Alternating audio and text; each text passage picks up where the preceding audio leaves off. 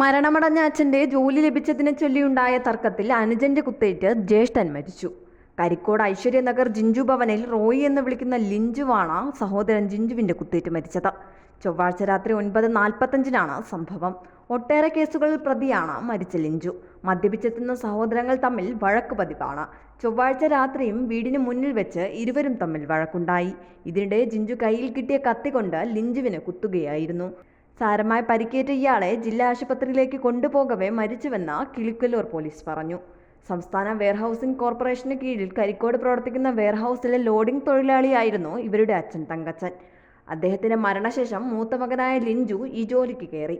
ഇതിൽ പ്രകോപിതനായ ജിഞ്ചു ജോലി തനിക്ക് വേണമെന്നാവശ്യപ്പെട്ട് കുറച്ചു നാളുകളായി വഴക്കുണ്ടാക്കിയിരുന്നതായി പോലീസ് പറയുന്നു.